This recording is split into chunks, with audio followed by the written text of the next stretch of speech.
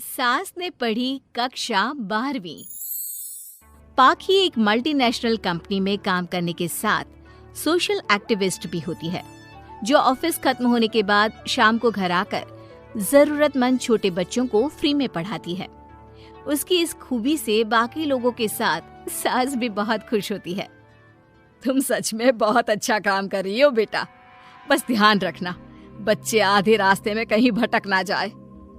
भटकने से मेरा मतलब सिर्फ गलत काम करना नहीं है। कोई घर की जरूरत के लिए नौकरी करने लगे या किसी के घर वाले उसकी शादी करा दे, यह भी तो मंजिल से भटकना ही होता है ना। वाओ मम्मी, मुझे नहीं पता था कि आप पढ़ाई को लेकर इतनी पर्टिकुलर हो। पर फिक्र मत कीजिए, इनके साथ ऐसा कुछ नहीं होगा। बहू की बात पर मुस्कुराकर सास चली जाती है और पाखी बच्चों को पढ़ाने में बिजी हो जाती है। उसी रात पाखी और विराट साथ बैठकर बातें कर रहे होते हैं, जिसमें बहू सास की पढ़ाई को लेकर नजरिए का विराट के सामने जिक्र करती है। हाँ, मुझे सब पता है। ऐसे ही नहीं ये नालायक लड़का इतना पढ़ लिया। वो मम्मी ही तो है जिन्होंने बचपन से खाना खाया या नहीं से ज्यादा पढ़ाई की या नहीं पूछ पूछ कर मुझे इतना पढ़ने पर मजबूर कर दिया।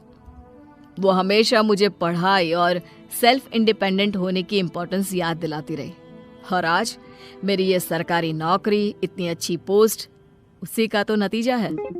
वाह, अगर मम्मी इतनी पढ़ी लिखी है तो कोई जॉब क्यों नहीं करती? और अगर जॉब नहीं करती तो मेरे साथ बच्चों को ही पढ़ा ले।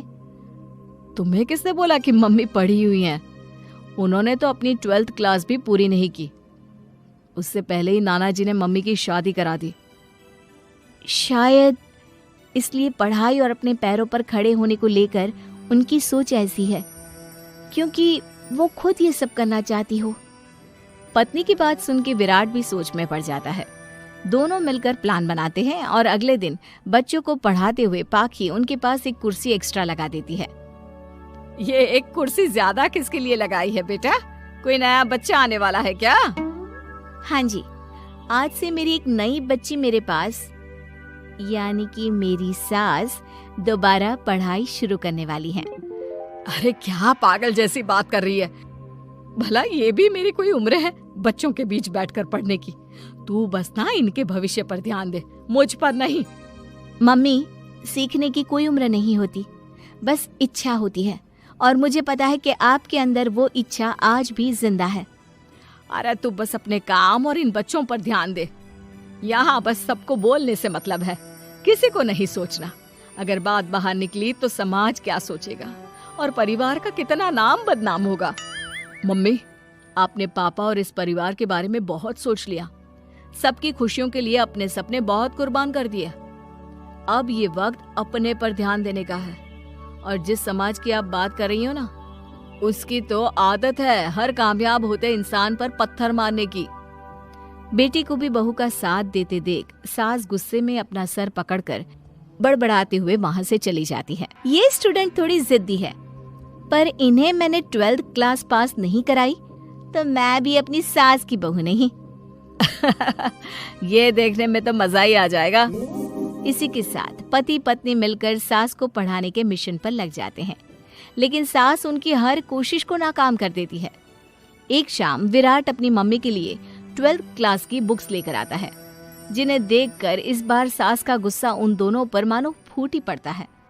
अरे तुम दोनों का दिमाग खराब हो गया है क्या, जो ये बेवजह की जिद पकड़े बैठ गए हो? मैंने एक बार बोल दिया ना, मुझे कोई पढ़ाई नहीं करनी। इसके बाद मेरी पढ़ाई को लेकर मुझे घर में कोई जिक्र नहीं चाहिए। पोता पोती पकड़ने की उम्र में किताबें पकड़ूंगी तो अच्छी लगूंगी क्या?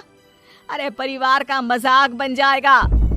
मम्मी, पोते पोती आप पढ़ने के बाद भी तो खिला सकती हो।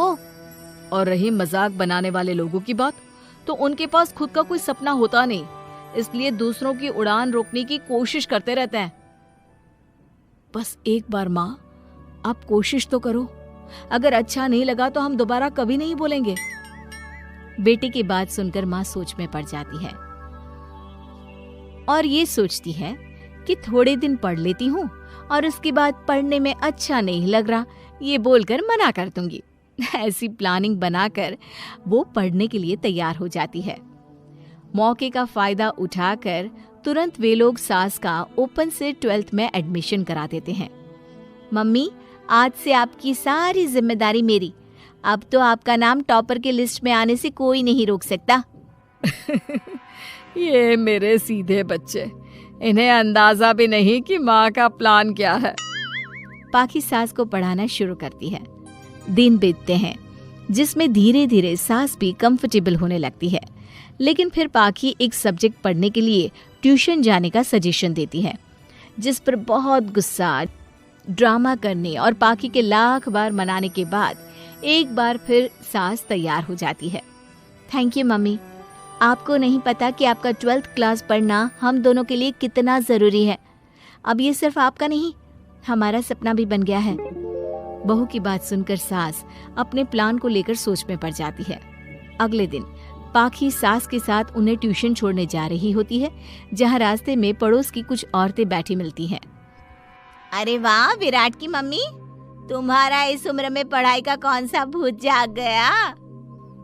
बहू को बोलो कि पोता पोती दे दे और बच्चों के साथ खेलो। अरे क्या उनके बीच बैठकर अपनी खिल्ली उड़वाने चल पड़ी? आंटी जी, जब सरकार या भगवान ने सीखने की कोई उम्र नहीं रखी तो आपको क्या दिक्कत है? अरे देखो तो जरा, बहू की जुबान कैसे कैंची जैसी चल रही है। अब सास घर संभालने की जगह इन सब चीजों पर ध्यान रखेगी तो बहू के तो ये हाल होने ही है ना। देखा बहू, इसलिए बोलती थी, अरे खाली दिमाग वालों से बहस नहीं करनी चाहिए, क्योंकि वो जब भी मुंह खोलेंगे गू ही बोलेंगे। उदाहरण तो तुमने अभी देख लिया। वैसे बहन, मैं तो अपना सपना पूरा कर लूंगी, लेकिन क्या यहाँ बैठकर पंचायत करने के अलावा तुम लोगों का कोई दूसरा सपना भी है?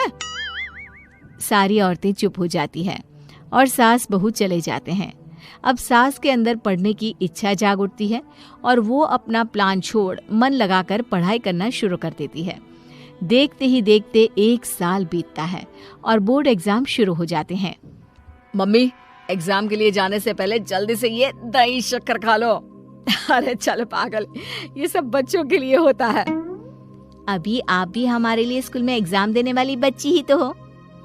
बच्चों का प्यार देखकर सासू माँ खुश हो जाती है और दही शक्कर खाकर विराट के साथ घर से निकल जाती है, जो मम्मी को एग्जाम सेंटर पर छोड़ ऑफिस चला जाता है।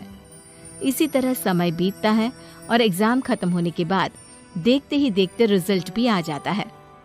मेरी टॉपर माँ, तुमने तो तहलका मचा दिया। हर तरफ तुम्हारे ही चर्चे हैं। घर वाले ये खुशी मना रहे होते हैं कि वही औरतें उनके घर आती हैं। अरे पंचायत की टोली, आज मेरे घर कैसे? बस तुम्हें सॉरी और थैंक यू बोलने आए हैं। उस दिन तुम्हारी बातों और आज तुम्हारे काम ने हमें ये सिखाया कि सपने पूरे करने की कोई उम्र नहीं होती।